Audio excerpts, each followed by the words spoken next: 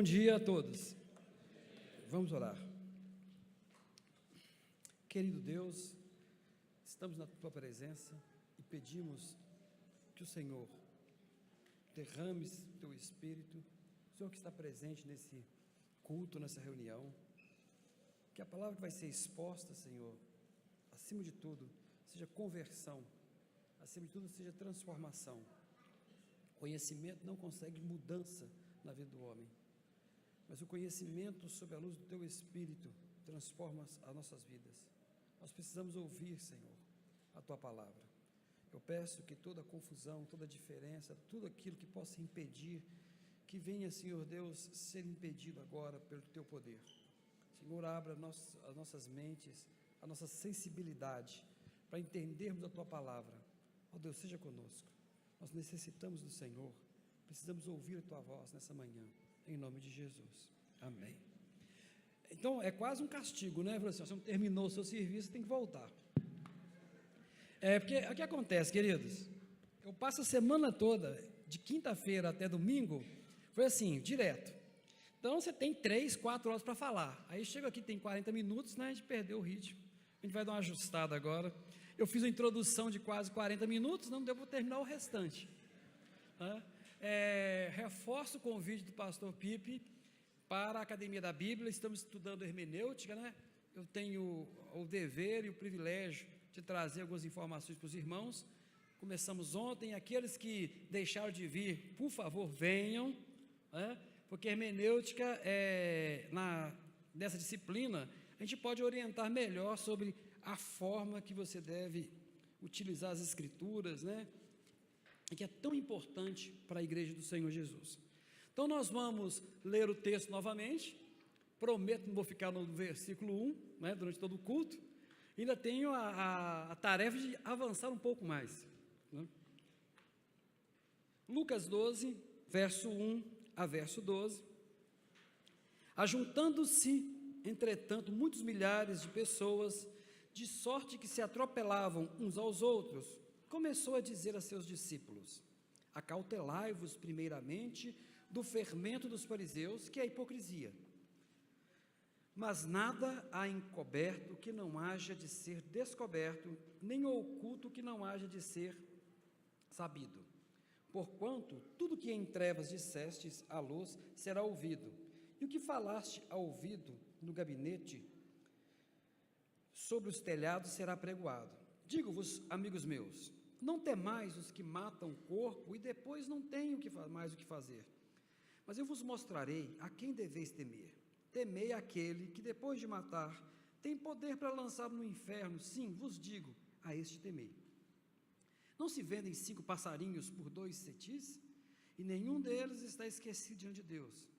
E até os cabelos da vossa cabeça estão todos contados. Não temais, pois, mais valeis vós do que 2 passarinhos, muitos passarinhos. Digo-vos que todo aquele que confessar diante dos homens, também o Filho do Homem confessará diante dos anjos de Deus. Mas quem me negar diante dos homens, será negado diante dos anjos de Deus. E a todo aquele que disser uma palavra contra o Filho do Homem, se-lhe-á perdoado. Mas o que blasfemar contra o Espírito Santo, não será perdoado. E quando vos conduzirem às sinagogas, aos magistrados e potestades, não estejais solícitos de como haveis de responder, nem o que haveis de dizer, porque na mesma hora vos ensinará o Espírito Santo que vos convém falar. Queridos, no final do culto, né, alguns irmãos me procuraram, até com parte do texto que não foi lido, né, e eu tentei assim responder de forma até mais breve. Algumas respostas não são tão breves assim, mas hoje, né, com o privilégio que nós temos de prosseguir a mensagem, vou tentar clarear algumas coisas, trazer algumas coisas para os irmãos. Só relembrando o que nós falamos, que nós focamos sobre o fermento dos fariseus. Então, sintetizando, o fermento do fariseu é toda doutrina, todo costume, todo rito que, iniciado com boa, né, intenção e não coberto pelo Espírito Santo, se deteriora, né, vira assim, um pão azedo, uma massa levedada e que perde totalmente o valor. Ou seja, qualquer ação da igreja que não esteja imbuído do Espírito Santo, mesmo que seja com boa intenção, em algum momento ela é colocada superior à comunhão dos santos, ao cuidado das pessoas. E isso vai chegar a tal ponto que Deus rejeita. Só fazer um parêntese, há uma passagem em Amós, que é um profeta que todos deveriam ler constantemente. Amós chega a falar assim com o povo. Deus dá a seguinte mensagem para Amós: olha, cansei dos seus sacrifícios, cansei das suas festas solenes, eu não estou mais querendo saber dessas coisas. Sabe por quê? Porque vocês oprimem o pobre, a viúva e o necessitado.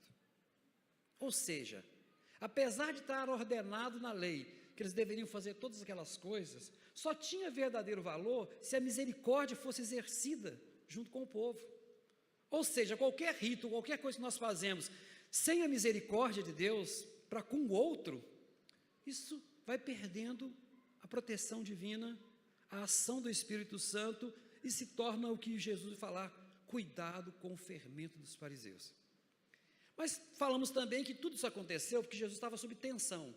Ele vinha repreendendo a classe de religiosos e de repente ele achou por bem dar uma chamada em seus discípulos. E nós vamos prosseguir nessa leitura. No verso 2: não há nada encoberto que não haja de ser descoberto, nem oculto que não vai ser sabido.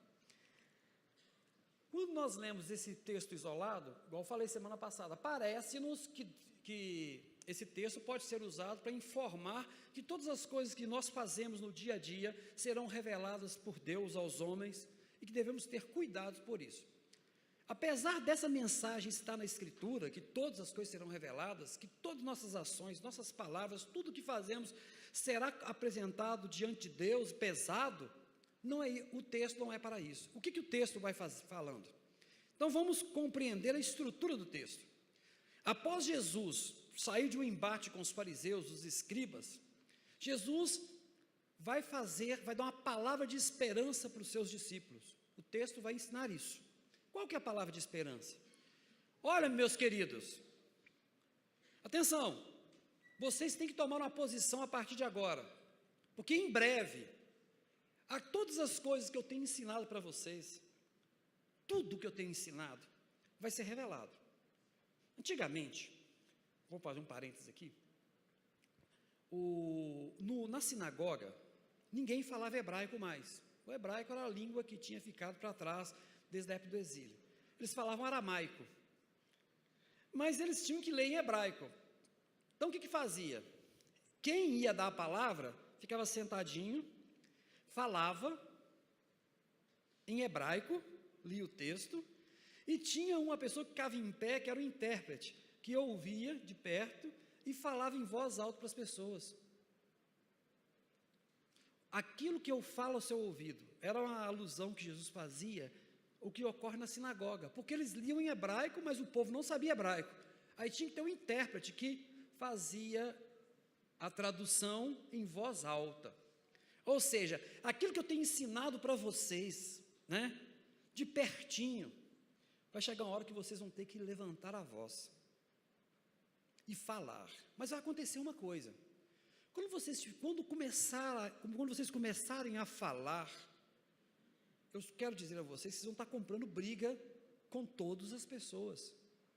Porque na hora que você começar a revelar aquilo que eu estou ensinando a vocês, vocês serão arrastados aos tribunais. Vocês serão levados e terão que dar respostas. Então, esse é o contexto dessa passagem. Jesus está alertando aos seus discípulos que se preparem, porque a partir de agora, quando vocês começarem a falar, aquilo que eu estou falando no coração de vocês, vai gerar tensão. E vamos prosseguir. Aí ele fala: tudo aquilo que em trevas dissestes, à luz será ouvido, e que falaste ao ouvido no gabinete, sobre o telhado será apregoado. Também falei na semana passada que existe uma passagem em Mateus, capítulo 10, verso 26, que é o mesmo texto de Lucas, que fala assim: portanto, não os temais, porque não há nada encoberto que não haja de se revelar, e nem oculto que não há de saber. O que vos digo em trevas, dizei em luz, E o que escutais ao ouvido, pregais sobre os telhados. Mateus achou por bem registrar esse detalhe que era Jesus que falava no oculto com eles, ou seja, em particular. Isso não é invenção. É só você lembrar que em todos os momentos que Jesus pregava, sempre no final da pregação, a turma vinha até ele e ele explicava, ele dava os detalhes.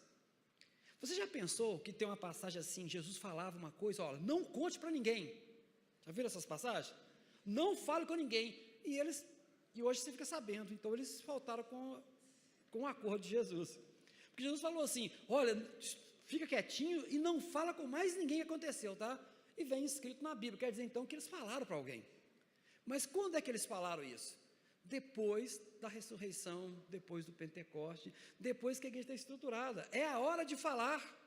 Agora é a hora do endemoniado falar com a família dele, né? Que foi liberto. Agora é a hora das coisas que ele falou no íntimo dos apóstolos.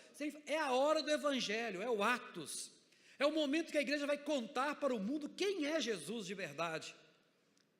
Ah, quem eu sou? Aí vão falando, não, você é o Cristo, ó, quem te revelou foi Deus. Agora fica quietinho, não conta para ninguém não, tá? Ainda não é hora. Então ele está nesse momento dando essas orientações. Vai chegar um momento em que vocês vão ter que revelar tudo. Mas acontece que quando você fala a palavra de Deus e a verdade, prepare-se, porque você está entrando numa batalha. E nesse momento Jesus é amoroso com a igreja e fala, não se preocupe, eu vou estar com vocês. Por quê? Não temei aos homens, esses que vão se levantar, né? O versículo 4, mas eu vos mostrarei a quem tem temer, você tem que temer a Deus. O máximo que esses homens vão fazer, o máximo, é matá-los. Isso é o máximo que ele pode fazer, é tirar a vida de vocês. Ou seja, ele estava preparando o pessoal para esse nível de confronto. Ei, vocês vão, no momento em que a igreja começa a falar aquilo que é do reino, vão se levantar pessoas contra vocês. Mas para Deus, o máximo que o homem pode fazer com o outro é lhe tirar a vida. Isso se Deus conceder, né? E Deus pode conceder, como concedeu. O que nós estamos lendo aqui é algo que vem antes da história da igreja, sendo descrito em Atos. E tudo o que nós estamos lendo acontece um período depois. Após a morte de Jesus, após o tempo que ele permanece, após o tempo em que ele é assunto ao céu, os 40 dias em que a igreja está reunida, recebe o Espírito Santo, aí Pedro faz o apelo, e o Espírito Santo traz 3.000, de imediato. A partir daquele momento é o start da perseguição. Estevão vai ser morto, Paulo vai ser perseguido, Paulo é perseguidor e converte, e depois é perseguido, João, Pedro, Tiago que vai morrer pela espada, e tantos outros que vão se espalhar pelo mundo.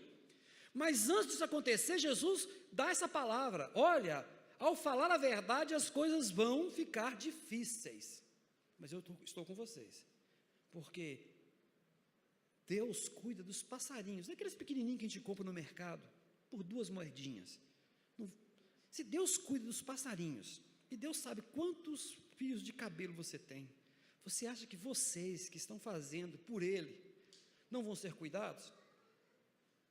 E a morte não é o fim de tudo, o fim é você transgredir com Deus, porque Ele pode te lançar no inferno. O texto aí, no caso do inferno, Gema, você vai ver que a parte sul de Jerusalém tinha um local onde você levava o lixo para poder queimar. Então, não tinha SLU, aquele serviço todo, a compostagem, então eles põem um fogo no lixo, e mesmo a compostagem você vai ter muito verme, e vai ter muito bicho. É por isso que a expressão é onde o fogo não se apaga e o bicho não para de comer. Por quê? Era um local de conhecimento de todos os judeus, e os rabinos e Cristo vão utilizar também dessa figura para dizer, existe um local onde não termina, onde o fogo não termina. Então, Ao citar essa parte que nós traduzimos como inferno direto, está dizendo isso, é um local em que Deus lança, no final das contas, né, por mais duro que seja a palavra, por mais que seja dura essa palavra, é um local onde aqueles que se levantam contra Deus. Então é isso, não se preocupe, por quê? O máximo que vão fazer com vocês é tirar a vida, depois disso, não tem mais nada, eu sou a ressurreição, só faltou ele falar isso, então não se preocupem, continuem a fazer aquilo que vocês têm que fazer. Isso era uma palavra preparatória. O interessante é que depois que Jesus está no madeiro, ninguém lembra de nada, todo mundo foge. Ou seja, conhecimento não traz libertação. Os discípulos tinham conhecimento para enfrentar a situação assim, de frente. Jesus já tinha falado que ia morrer, Jesus já falou que ele ia voltar, Jesus já tinha falado que eles iam fazer, que eles iam ser perseguidos, eles já sabiam de tudo, eles tinham conhecimento, mas entre o conhecimento e a transformação tem um espaço enorme, não basta conhecer, e por isso nós temos sempre que estar pedindo a Deus, ler as Escrituras e estudar, é nossa obrigação, mas acima de tudo, aquele estudo tem que se transformar em quê? Movimento em direção a Deus, ou reconhecer Deus em nossa vida, reconhecer o nosso pecado, deixar que o Espírito Santo nos convença mesmo, fazer com que possamos entender qual que é o trabalho que devemos exercer. Eles só foram realmente lembrar de todas as coisas a partir do Pentecostes, a partir do momento em que eles estão a ser autorizados, comecem a falar. E essas histórias, vamos lembrar, Lucas não ouviu isso aqui, Lucas não é testemunha ocular, ele não estava presente quando Jesus falou isso, alguém falou com ele, alguém contou isso para ele, isso foi tão forte que ficou no coração de vários da igreja, de vários discípulos, e quando Lucas, em algum momento histórico, encontra com eles em Jerusalém, essa informação chega para Lucas, e essa informação foi tão importante que Mateus achou por bem registrar. Eles guardaram no coração. Então, tudo aquilo que você tem aprendido até hoje, está guardadinho, e você tem que pedir a Deus, que Deus faça com que você compreenda. Tudo que você tem estudado, tudo que você tem guardado, isso tem que ser usado para a sua transformação. Por que nós estudamos, lemos, pregamos constantemente, enchendo o coração dos nossos irmãos, de toda a igreja, nosso, para que no momento certo, no momento devido, tudo isso seja usado pelo Espírito Santo. Aí prosseguindo, e ele vai falar então no verso 8, digo-vos que todo aquele que me confessar diante dos homens, também o Filho do homem confessará diante dos anjos de Deus, mas quem me negar diante dos homens, será negado diante dos anjos de Deus. Quando nós estamos observando essa passagem, quando nós estamos trabalhando na interpretação do texto, uma coisa é certa, nenhum versículo foi colocado, ou nenhuma passagem é colocada solta nas Escrituras, e nenhuma passagem deve ser lida ou interpretada solta. O valor dessa passagem é dentro do contexto que está sendo apresentado. Dentro desse contexto, ele está focalizando o quê? Olha, vocês serão chamados, e é nesse momento que vocês não podem me negar. Você é cristão? Sou, mesmo sabendo que você pode morrer, que você pode ser discriminado, que você pode perder o apoio da sua família, que sua mulher, seus filhos podem ser prejudicados. Estão falando com eles naquele momento. Porque se vocês me negarem, nesse momento, o testemunho de vocês é perdido. Da mesma forma que vocês estão me negando aqui, vocês estão me negando junto aos anjos, ou seja, junto à corte de Deus, junto ao Criador. Mas quando vocês estão assumindo, independente de qualquer coisa, que vocês são meus seguidores mesmo, saibam que vocês estão confessando diante do próprio Deus. Então, continue firme. Ou seja, essa palavra toda é de ânimo, é para que eles tivessem força para aquilo que ia vir. E se você ler o livro de Atos dos Apóstolos, a igreja pagou com sangue, e não só em Atos, como toda a história da igreja, até o momento que Constantino faz o decreto para tirar os cristãos da prisão, e não tornar mais ilegal o culto, esses homens deram a vida, se cumpriu. Quando você pega a história da igreja e começa a ler os mártires da igreja, e lê esse texto aqui, é para essas pessoas todas, é para a igreja inteira que Jesus está falando. Começou com os discípulos e foi se estendendo. Por isso que Paulo podia falar assim: combati o bom combate, né? Se eu viver, é bom, se eu morrer, também, melhor ainda. Ele estava cumprindo. Quer dizer, apesar de Jesus saber que isso seria cumprido, ele tem o cuidado de avisar: olha, se preparem, se prepara, porque a tensão está aumentando. Jesus está chegando perto de Jerusalém, e quando ele estiver em Jerusalém, o ápice será a sua morte, e ele tem que cuidar dos seus. O pastor será ferido e as ovelhas vão dispersar. Ele tinha que cuidar. Uma cena linda que existe, que nós falamos semana passada, que é de Emaús, os discípulos, em que eles iam conversando, tinham muitas informações, mas não compreendiam, não tinham discernimento. E quando o Senhor se revela para eles, é que eles começam a perceber. Então ele tinha que morrer mesmo. Olha, eles foram ensinados durante tanto tempo que ele ia morrer, e agora ele tinha que morrer realmente, né?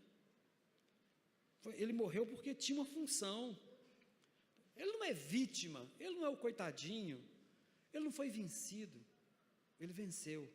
E a partir daí que a coisa muda. E continuando, Jesus vai falando com eles: todo aquele que disser uma palavra contra o Filho do Homem, se lhe é perdoado, mas aquele que blasfemar contra o Espírito Santo não será perdoado. Eu gostaria que vocês abrissem Marcos, só para facilitar nosso... Existe um princípio na interpretação bíblica, né, que a Bíblia interpreta a Bíblia, uma das primeiras regras que nós temos. Você deve usar o texto, do próprio texto, para tentar trazer luz àquilo que pode parecer que está escuro.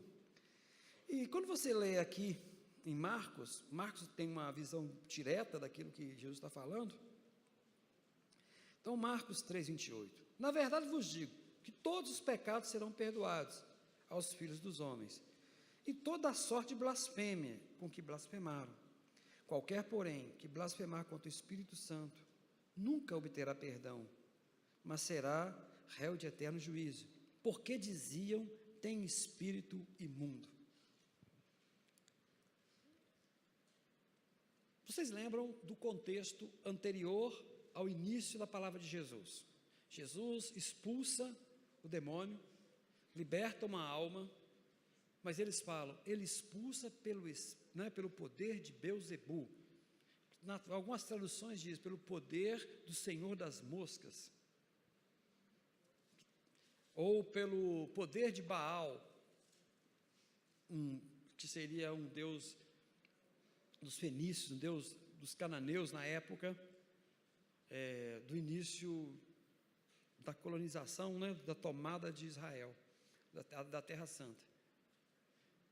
Mas qual que é o problema? Onde que está o pecado do Espírito Santo? Aquele que pecar contra o Filho, mas aquele que peca contra o Espírito não tem perdão.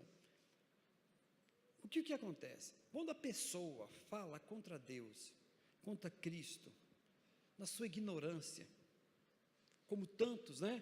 Quantos judeus, na sua ignorância, falam contra Jesus? Quantos religiosos, quantos que se dizem ateus, quantas pessoas, né, que não tiveram contato com a graça, se levantam contra Deus? Aí você fala, estão todos condenados. Não. Segundo as Escrituras, esses homens estão falando contra o Cristo. Eles não conhecem, eles conhecem o personagem de Jesus, mas não conhecem o Filho de Deus na sua profundidade. E eles podem ser alcançados pela graça de Deus, todos. Mas, entretanto, Se a pessoa tem consciência de que é o poder de Cristo, mas ele é levado a falar que não é, por qualquer outro motivo, no caso dos fariseus, eles faziam por inveja, porque Jesus não era do grupo deles, porque Jesus não os apoiava. Então a única forma de fazer com que o povo não ouvisse Jesus, era colocar o terror no coração e falar, olha, esse cara não é de Deus, ele é do diabo. Só que eles estavam conscientes, mesmo. Ia chegar uma hora que falou assim, ó, e aí Jesus ainda faz uma advertência, cuidado com o que vocês estão fazendo. Se depois de todos os sinais, vocês ainda continuarem fazendo isso consciente, vocês estão blasfemando contra o Espírito Santo. Nesse momento não há o pecado da blasfêmia, tá? Naquele momento está acontecendo ali não. O pecado da blasfêmia vai acontecer com os judeus, depois que Jesus morre, né? Depois que ele é ressuscitado, e olha só, não tem uma passagem em Mateus que diz que chegam os soldados dizendo o que aconteceu, chegou um anjo, e a pedra foi retirada, o que os homens falaram? Vai e mente, e fala que nada aconteceu. Deus revelou, Deus usou pessoas romanos para avisar aos chefes de que o homem ressuscitou, que um anjo apareceu, que o negócio pegou para o lado deles. E sabe qual a reação deles? Em vez deles, então nós erramos? Então aquele era filho de Deus realmente? Então vamos lá ver, vamos conferir, nós erramos. Não, nós não podemos perder nosso poder, nós não podemos perder nossa influência. Vai e fala que eles roubaram o corpo dele, toma dinheiro. Viu a diferença? Uma coisa é você negar Jesus, as pessoas que não conhecem Cristo, não foram alcançadas, pela sua ignorância, por não terem tido contato, com Deus, porque Deus não se revelou a elas naquele momento ainda, não tiveram a oportunidade. Eles falam um monte de bobagem aí, e Deus é misericordioso, porque Ele não vê a diferença, dos pecados. Para Ele todos pecaram, esses homens estão pecando apenas, e a graça de Cristo é para eles também. Mas no momento em que Deus se revela contundente, a pessoa sabe que é Deus que está fazendo tudo aquilo, e ainda persiste por opinião, não, eu não vou dar meu braço a torcer, não, os cristãos não podem estar certos, de forma alguma eu vou aceitar.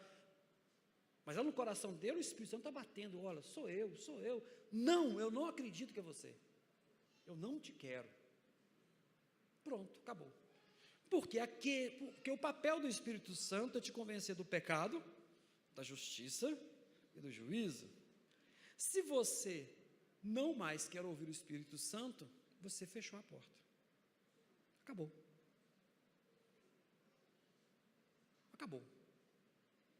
Porque se nós sempre temos orado, Senhor, nos ensine, nós temos que ser sempre revelados do nosso pecado. Com meus alunos eu falei, se você vai para uma palestra, para uma apresentação da palavra de Deus, e volta super empolgado, e não se sentindo pecador, é um problema sério. Porque no final das contas, o que nós queremos, o nosso confronto com Deus sempre nos revela o pecado. O primeiro que sentiu isso foi Adão. Assim que Adão transgride, qual que é a primeira coisa que ele faz? Se esconder de Deus. Todo dia, Deus se revelava a Adão no final do dia, não é assim? Deus ia até Adão, não era Adão que ia até Deus, não.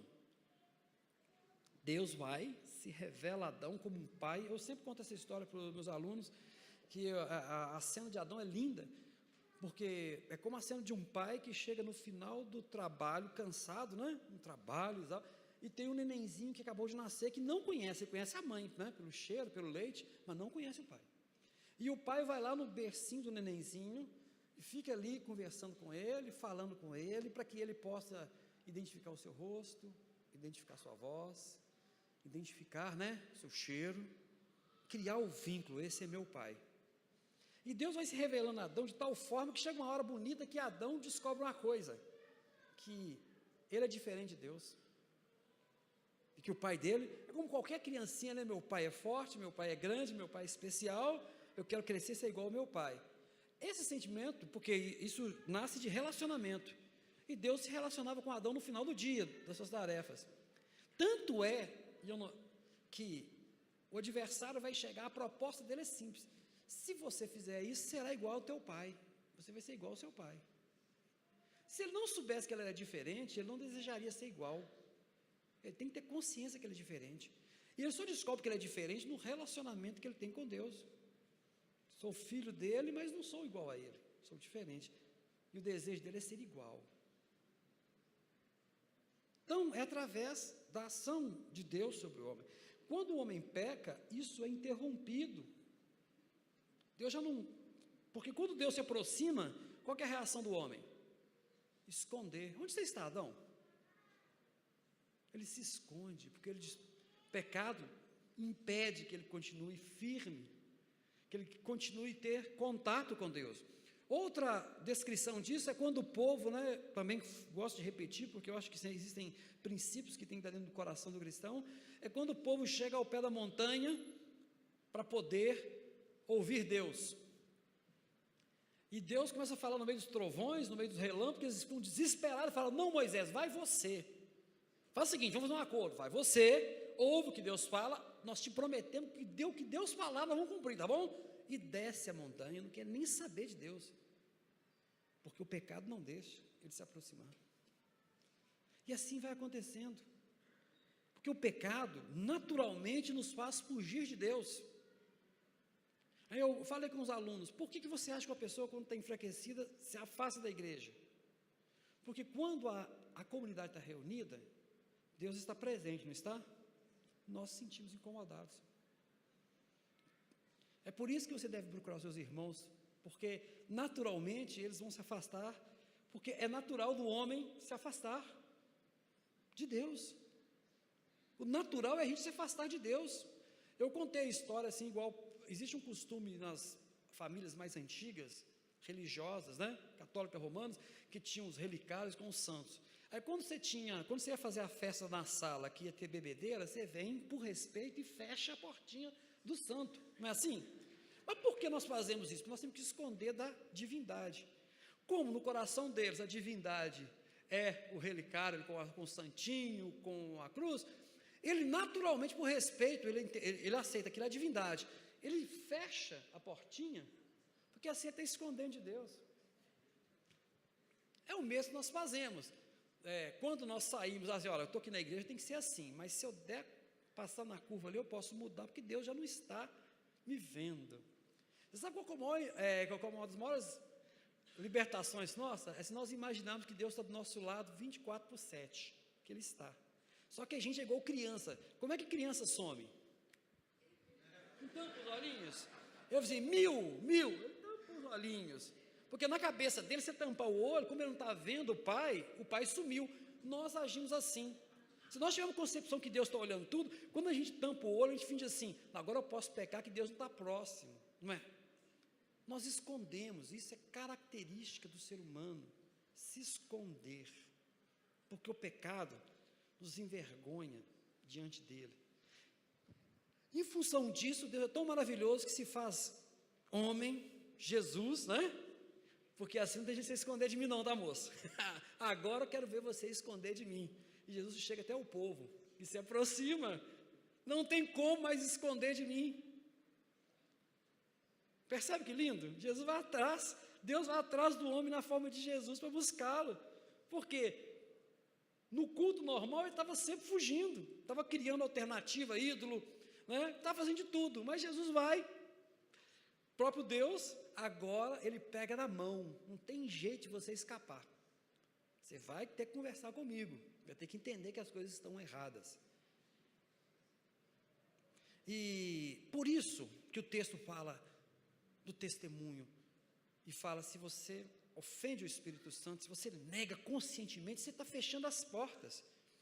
Cléber, então, o pecado se eu falar uma palavra assim? Não é nada disso, é um ato consciente, de que é uma intervenção divina, mas você, por causa do pecado, de não querer abrir mão daquilo, você nega, é o tal do sumiu, Mil, papai, igual o nenenzinho fazendo, brincando de esconde-esconde, é a mesma coisa,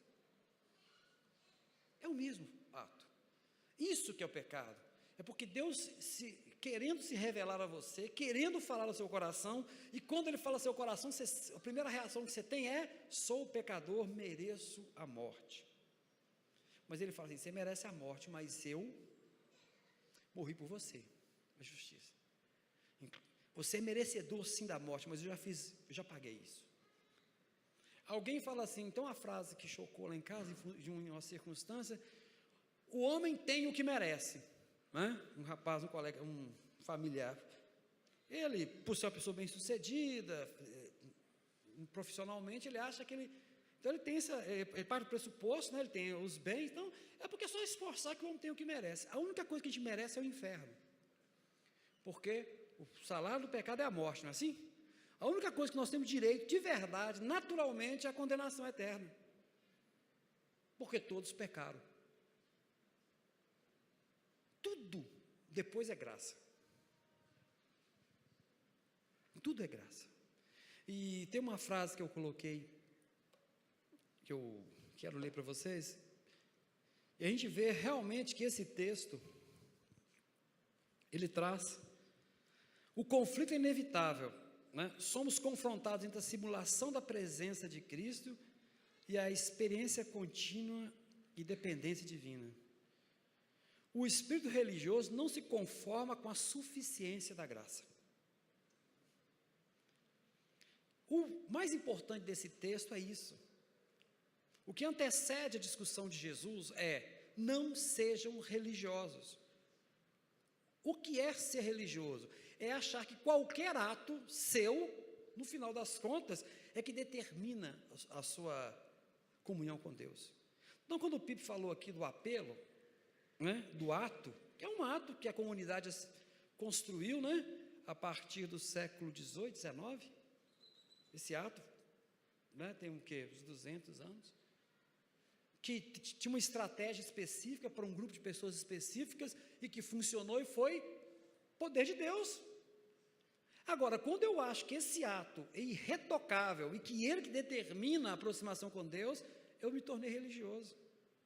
Eu fico brincando com a gente, nós cristãos temos o hábito de criticar os irmãos da igreja católica, né? Por causa de liturgia. Um dia eu falei assim, não, alguém falou comigo, mas nós não somos litúrgicos, não. Não? Eu vou te falar, ó. Você começa, eu não conheço a igreja, você vai começar com um culto de louvor que vai durar tanto tempo, depois disso aí você vai ter oferta, recado, palavra, apelo, uma música bem emocionante no final, não é assim? Eu te pergunto, e se o pastor começar primeiro com a palavra e pôr o louvor no final, a igreja sai toda falando mal, culto esquisito, o pastor colocou o louvor na frente, ou colocou a palavra e colocou o louvor no final. A gente é assim, a gente gosta tudo certinho, nós somos litúrgicos, religiosos, e se deixar, a gente repete tudo assim, a gente vai dar aula aqui na igreja, todo mundo fica bonitinho, igual estivesse no culto. A gente quer só uma aula, todo mundo fica à vontade, mas o espírito de religiosidade nossa é tão grande, que a gente não consegue se libertar. A graça é tão maravilhosa que nós não aceitamos a ideia de que não temos que fazer nada para sermos salvos, apenas deixar que Ele nos revele nosso pecado e venhamos, né, a entender que Ele que nos faz. Uma das coisas mais difíceis para a igreja é aceitar a graça, e nós temos visto como isso é uma das estratégias do diabo para dominar a igreja, porque quanto mais mérito você faz, mais difícil para você mesmo fica, e você vai falar assim, eu falo que existem 3 etapas, né, dentro da doutrina da meritocracia que ela provoca. A primeira coisa que ela vai falar é o seguinte, volta quase no finalzinho. A primeira coisa que ele fala é a seguinte: quando você não consegue, me falta fazer alguma coisa.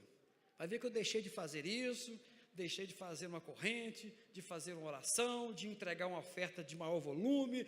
Está faltando, eu tenho que fazer a minha parte. Aí você faz, o negócio não vem do jeito que você quer. Aí você fala assim, porque eu acho que Deus não gosta de mim não, sabe? Deus gosta mais do outro. Aí você pode entrar nessa fase. Primeiro você acha que você é incompetente, que faltou alguma coisa. Você passa anos pensando nisso. E correndo atrás de fazer coisas para atingir aquilo que você deseja. Aí não atinge. Aí Deus não gosta de você, é a segunda etapa. Olha, Deus não gosta de mim, Deus gosta mais de fulano que de mim. Dessa etapa vem, Deus não existe. Pronto. Mas por que a pessoa é levada a pensar assim? Porque as pessoas estão ensinando que você consegue alcançar a graça pelas suas ações, pelo seu mérito, pelo seu fazer. E não aceita a nossa incapacidade de conhecer Deus e a nossa extrema necessidade de que Ele se revele para nós, em Cristo Jesus. Então, para fechar, e nós estamos chegando no 12, tá, pastor? Quando vocês forem levados, não vos preocupeis com a vez de falar, porque o Espírito Santo será com vocês. Isso aconteceu? Claro, Estevão foi o primeiro grande pregador que foi levado à morte, não preparou sermão e falou e discorreu as Escrituras. Algumas comunidades chegam a utilizar esse versículo dizendo que não se deve estudar a Bíblia, né, para pregar, porque é o Espírito Santo que vai te dar. Eu conheci uma comunidade que falava que se você preparasse o sermão, era pão borolento, pão sem valor. Então ele tinha que abrir e falar. Se a gente fizer uma análise, o texto está dizendo apenas essa luta é minha.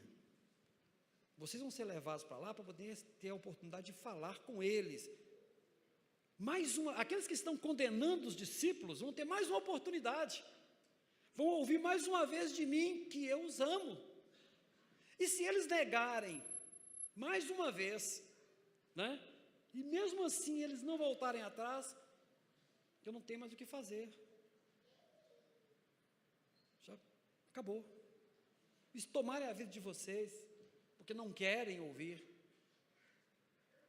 Esse texto não dá autoridade para dizer que não se deve estudar as Escrituras. É totalmente fora do contexto, qualquer pensamento nesse sentido. O que esse texto está dizendo eu é que advogo por vocês diante das causas do reino. Quero falar uma coisa para vocês. Nós temos o hábito de achar que nós temos que defender Jesus, não é? Jesus não precisa de nós para defendê-lo. Nós temos o hábito de achar que nós temos que influenciar vários meios para defender Jesus. Jesus não precisa de defesa da igreja, nunca precisou. O que ele precisa é que você resplandeça a luz dele, que você seja igreja, apenas isso. Ele só quer isso, porque ele é Deus, ele não precisa de defesa. A luta é minha, eu aqui vou falar. Vocês estão sendo levados por lá por minha causa. Eu falo por vocês. Não é argumento, não é nada que vai resolver o problema de vocês. E assim Jesus termina consolando os seus discípulos para aquilo que viria, que era um momento difícil da igreja, que vem ao longo dos anos de história da nossa igreja, e estamos chegando aqui, quando você começar a falar a verdade, e a verdade é que Cristo é a única solução para a humanidade, vai haver resistência, vai haver conflito, pode haver até morte, mas essa causa é dele. Obrigado.